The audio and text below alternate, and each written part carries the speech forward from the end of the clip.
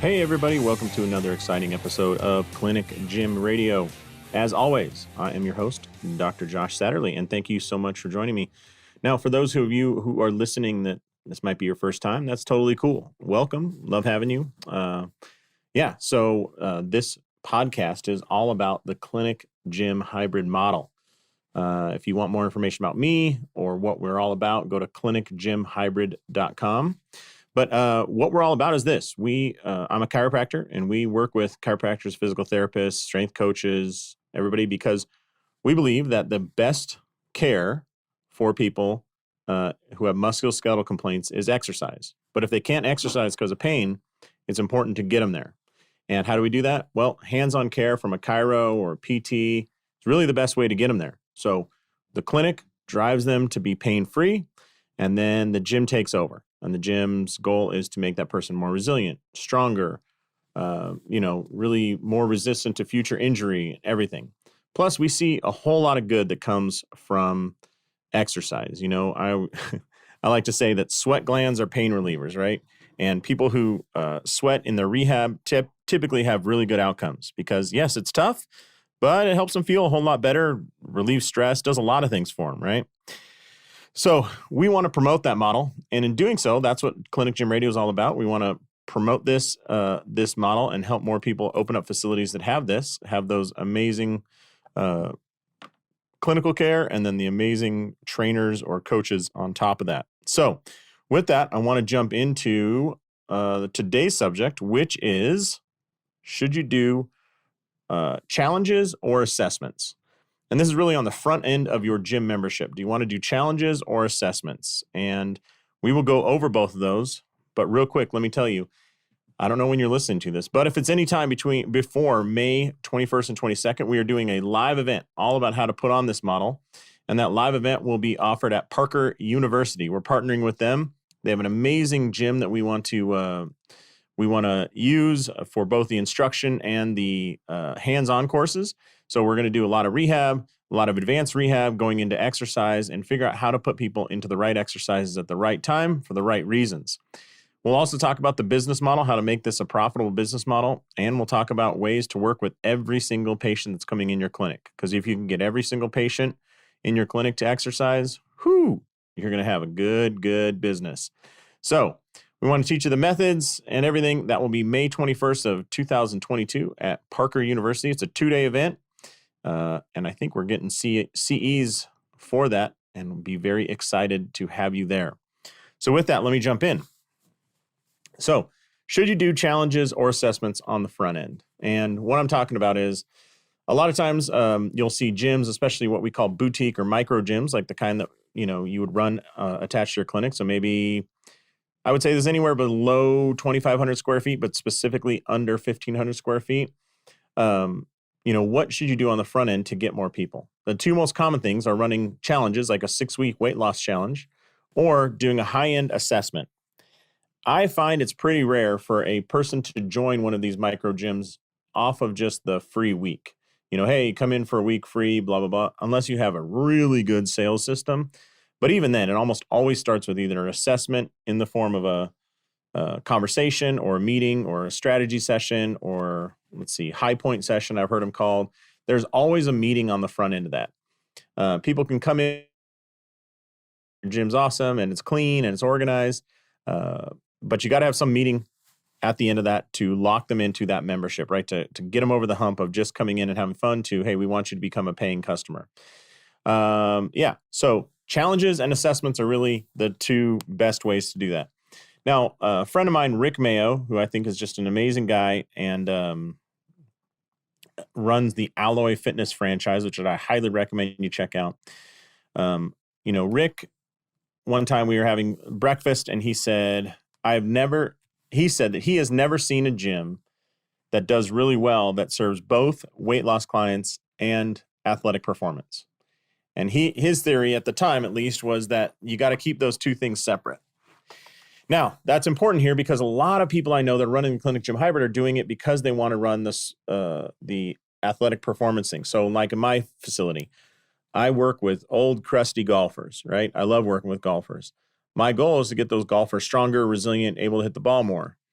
But that is really athletic performance, even though you'd probably look at a lot of my clients and think, man, I would never use the term athletic to address that person. But that's really what we're going for, right? We're improving their performance.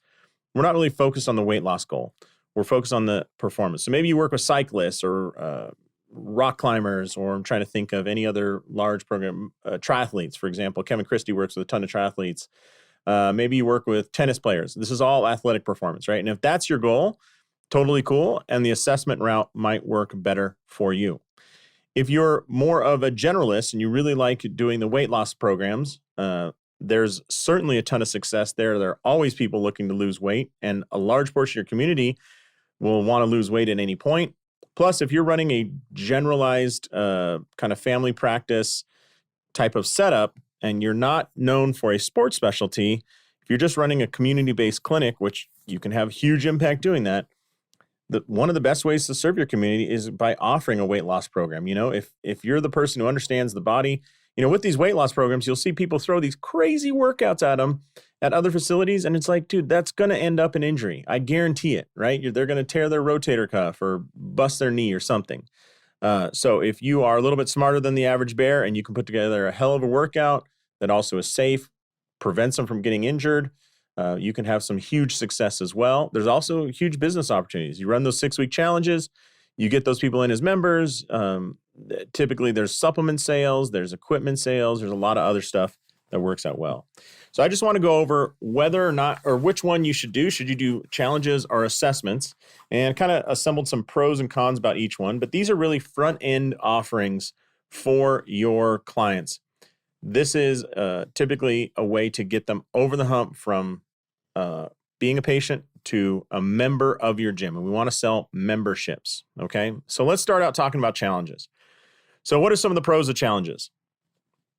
Number one, they're super popular. Like if you just say, hey, we're doing a 6-week challenge, people love the idea of a time-limited challenge to get them started on their journey. So you could say a 6-week challenge for weight loss. I've seen a 21-day weight loss challenge, which is crazy short, and you got to act fast, but people like that finite kind of time setup. So they're very popular there. Challenges also have a few other awesome opportunities. First off, people typically pay an upfront fee for them. So let's say it's a 6-week program and it's, $299. Well, the good news is you get that money on the front end and you can essentially use that first sale. So in a challenge, a rough estimate is your ad budget should be about 2 times of your sign-up cost. So if you're signing people up for $299 challenge, let's say that's $300, take $600 and invest it back in the ads. And your ads get paid for by the people signing up for the challenge. So the good news is you can get a ton of Facebook advertising there or Instagram or whatever your method is. You're throwing money at the problem. You're getting ads to spin up more people who are interested. And basically, you never kind of come out of pocket for the money because you're paying for it out of the signups, right? And I think that challenges also serve the kind of paid advertisement model better. We're selling a finite thing for a finite price, and it's very easy to define what we're talking about, right?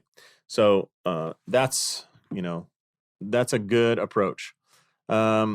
Excuse me. What are some other pros about challenges? Well, one of the other things you get, because you have this finite time and finite thing, a lot of people will say like, oh, lose 20 pounds and it's free, right? So you set this lofty goal where you will refund people their money, or you'll refund them in what they call in kind, meaning, hey, you can take your $299 and apply it to supplement sales or next challenge or whatever. Knowing that most people aren't going to hit 20 pounds of weight loss, right? That's number one. But number two, you get people very motivated about that. So if they end up at 15, 16, 17 pounds of weight loss, they don't have to be refunded from the business standpoint. But you get a lot of great testimonials of people going, I joined, Dr. Smith's 6-week weight loss challenge, and I lost 15 pounds in just the first 6 weeks. That's awesome. So film those testimonials, take pictures, get them written down. It's amazing what those will do. All right. The other pro about challenges is you can always address the group, right? If you want to sell the group on a membership, you get them all there for their workout. Let's say at 5 o'clock, you do a 3-minute pitch about, hey, and this is really done well about halfway through. So on a 6-week challenge, do it at the 3-week mark and say, hey guys, look at all the progress you made so far. We would love to get you to sign up for our membership. And just think, if you've had this much progress in 3 weeks, how much progress will you have in 3 months or a year, right? And you're trying to motivate them to sign up. And it's just to simplify things. It's good to offer them some crazy offer they cannot refuse. Like, we'll take all of your $299 and we'll apply it to you'll get your first month's membership included if you sign up right now. Now, they have to give you the payment details for the second month's membership, but basically you say, yeah, you get 2 weeks for free, or you get all those supplements we gave you for free, or whatever. So you just take that $299 and apply it towards the first month at your gym. They're going to have some spillover, and it's great to have a cool package to give them. Like, sign up now. It'll include your first month's membership at the gym. Once the challenge ends, you can come in the next Monday right away, and we'll include this shaker bottle, 2 weeks supply of protein powder, and a foam roller that we know you'll need because you'll be sore. So you can put together some really cool packages like that. So those are all the pros of challenges. Now, what are the cons? Number one, it's time dependent. And that finite time is awesome, but the worst thing in the world is when you're 4 weeks away from from the next challenge starting, and you have a patient that you want to get into a challenge right now. You're like, hey, just wait another 4 weeks and we'll get you going. It's just not as motivating as join now, we're starting on Monday, that kind of thing. So when you're a long ways off, that time dependency kind of sucks. Next up, challenges. This is a con, kind of. Challenges work best in weight loss because we can define that time. I've used 6-week challenges for other reasons. For example, I wanted to make a big impact with local golf pros. So we did a golf pro specific class 2 days a week, invited all the golf pros to come to our facility, train for free, and we would, work with them in that 6 week. It was awesome because we got 12 of them to come in at the same time. But it's harder to have that hook, that lose 20 pounds in 6 weeks. It's harder to have that type of hook with other populations. So I've never done it, but I've always wanted to do like gain 20 yards in 6 weeks challenge for golfers. I don't know if in tennis you could do something about the serve speed or, velocity, pitching velocity in baseball players. 6 weeks, I don't know if that's long enough to really get some change in somebody's running time but if you could do that, hey, I promise to shave 30 seconds a mile or 30 seconds off your 5K time in 6 weeks or something like that. I don't know the numbers on those different populations. Those might be effective, but obviously weight loss is the most effective in that. So it's a con that it really kind of serves weight loss the best, although I guess you can make it work for anything. Now, one other con is the avatar. I would say the person that responds to that, I want big results in 6 weeks, typically psychologically doesn't have the outlook of saying, hey, it's great to stay as a member in a gym, and I don't need fast progress. I want to just have slow, steady, wins the race kind of approach. You're appealing to a different kind of avatar. Somebody who wants to take action now, in my experience, typically won't be a member as long as somebody who is willing to just lose, say 1 pound a month for the next 48 months, right? So you're dealing with that different avatar.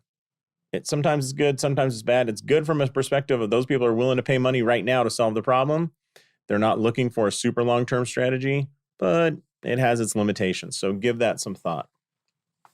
All right. What else? Well, I think I'm going to move on to the pros and cons of the assessment model. But let me just say this. Why are we saying one or the other and not both? In my experience, it's easiest to run a clinic gym hybrid when you have one membership level. You just have one membership you sell. That reduces the need to have a bunch of different confusing memberships. Just cut it down to one. And I will tell you, unless you're planning to have more than 50 members, most people can find 50 patients where that one membership will really serve them. I wouldn't worry about, I know in the past I've told you about your premium membership and your light membership, but if you want to make things simple, just have one membership. On the flip side, the easiest way to run it is if you have one intake system or one front end offering, either a challenge or an assessment. I wouldn't say to invest your time into both. I think you're going to run out of time and energy until you get a big gym with lots of staff who can run those things for you. So I would say just have one. Decide, am I going to do assessments or am I going to do a challenge? So let's move on to assessments and why they're so awesome. Now, assessments is I've tried the challenge thing when we had a bigger gym, we had 3,000 square feet. The assessment model I like in the smaller clinic setup, but maybe that's because I'm biased because I work with a ton of golfers and I like golf. I like golfers because they typically can pay for money. They're very clear on what they want. They want to hit the ball further. They don't want to have any pain. They want to play more golf. I mean, it's very simple, right? Most of my clients are retired or semi-retired or own their own business so they can set their own schedule. So it also serves them well in that because they can play more golf. They don't have any time restrictions on that. But the pros of doing an assessment model, number one,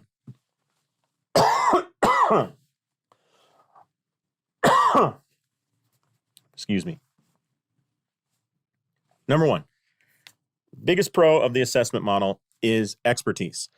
I always say the thing we sell in the clinic gym hybrid model is expertise. We have to demonstrate that we're experts. We will never compete on the size of our gym like you can with a 24-hour fitness. We'll never compete on the amount of equipment like 24-hour fitness can. I don't think you're going to really compete on the number of classes that can be offered by your local big box community gym, right? So what do you have left? You have community, which I would say that, for example, CrossFit, that's what they really had, and they just absolutely crushed it in that. They did a great job of building a community. Second thing, expertise. What do you have above and beyond the local CrossFit gym in your area? Expertise. You are an expert in human movement. You are an expert in, rehab and therefore exercise and all those things. So that expertise really spills over into that. And an assessment, especially a long, like hour and a half long assessment, is a great way to demonstrate clearly to these people that you're an expert.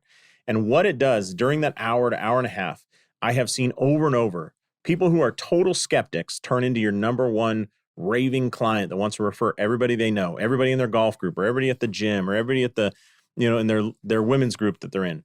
Doesn't matter when they realize you're asking all these great questions and writing it down and measuring things that they didn't even know were worth measuring. Man, people are blown away and it creates these incredible long-term clients. So I think that's the best thing. Now, just for definition, what do I mean by assessment? I would say some common things that I would include. So let me just go over what I do for golfers.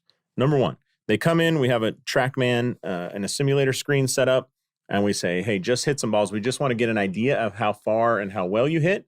So we just have you bring your driver, warm up a little bit, and we want to get about 5 or 6 balls off your driver. You tell us when you're hitting it well. So they'll warm up, and it's always funny. They always start making excuses. Oh, well, this and that. I know I'm hitting it this way. Well, this driver is not actually the one in my bag at the club. That one, I keep a different one in that bag. This is the one in the car for my travel. And I'm just nodding, going, okay, great.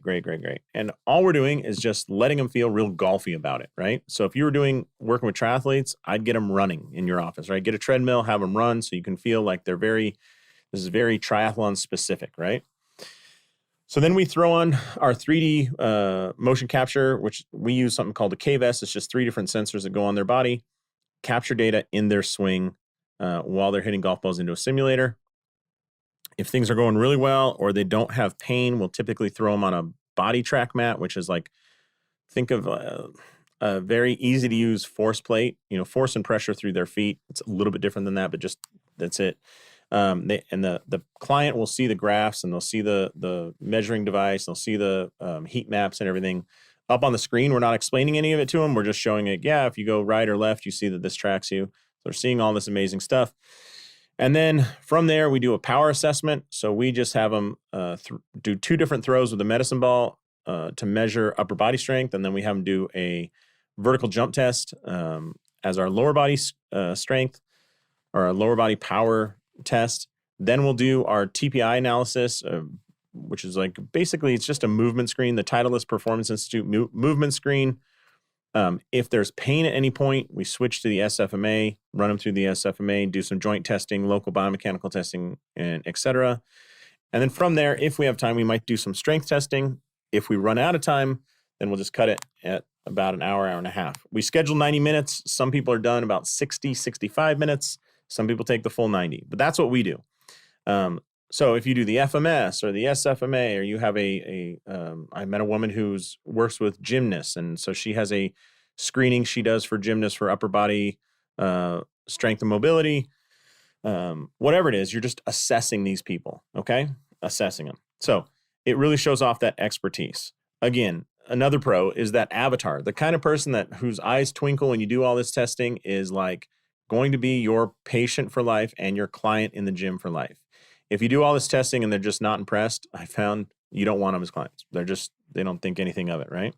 So those are some pros. Another pro is it's super fun. I find it super fun. Like, I think it's a hoot. Like, you're going through all this stuff, you're asking questions, you're interacting with that person, and you can just see they believe in you every step of the way, even more than they did 5 minutes ago. It's awesome.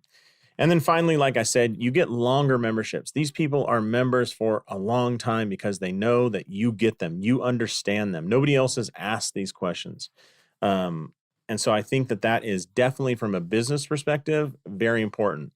It does create one of the cons, which is whoever does the assessment will be the most trusted person in the gym. So if you as a doctor do the assessment, sometimes you got to be careful about the handoff to the trainer because they now believe in you and see how much of an expert you are. And then they go, well, this trainer couldn't know anything. Why am I being handed off? So it's really good to have the trainer in there. And it's really even better to have the trainer do large portions of the assessment. That really helps out. So what are some other cons over there? Number one, the upfront time and cost. Like for me, running a schedule that has these 90-minute blocks to do these initial evaluations, like that's all you're doing for 90 minutes. And in my world, follow-up appointments are 15 minutes. So that's 6 follow-up opportunities that we're kind of blocking out in relation to this assessment. So that can be tough. Along with that, costs can also be tough. If you take those 6 follow-up sessions and say like, oh, my average follow-up, let's just use a number like 75, right?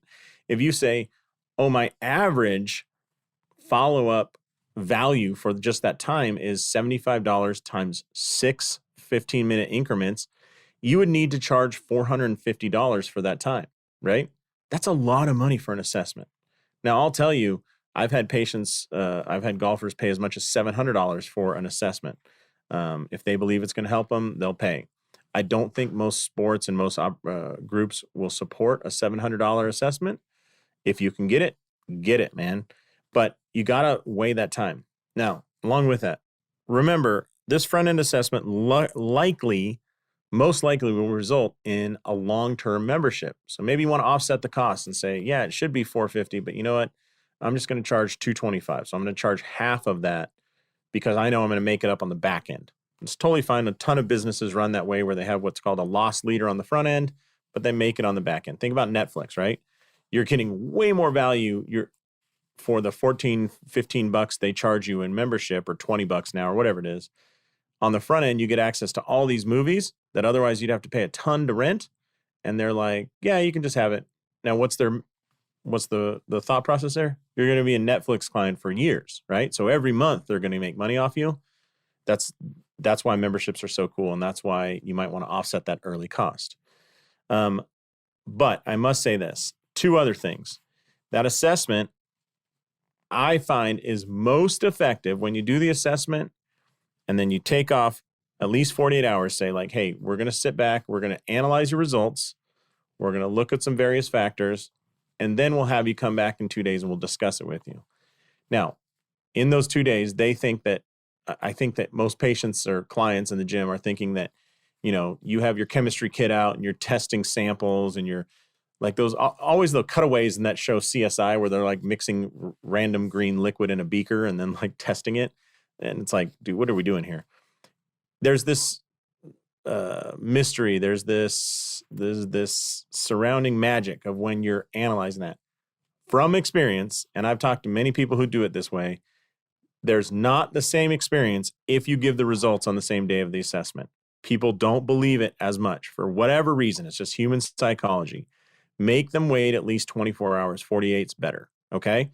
Force them to come to what you would call an ROF or a strategy session or a team meeting is what I call it, 2 or 3 days later. And I'm telling you, it's magic. If you want to argue with me, that's fine. Send me a scathing email as long as do 5 of them where you make people wait and do 5 when you initially give out the results and just see how they go. And if you think that they go better when you give the results on the same day as assessment, I will send you, I will buy you lunch at Chipotle. I'll send you money for Chipotle lunch because I don't think it's happening. Not from my experience. Thanks, not from everybody. the experience of many people who I think are excellent at this. Anyways, so have the assessment, wait a couple days, boom, the team meeting. Now, why do I call it team meeting? In a perfect world, what I like to see is the golfer, myself, their trainer, and their swing coach or golf coach, okay, or golf instructor, it might be called.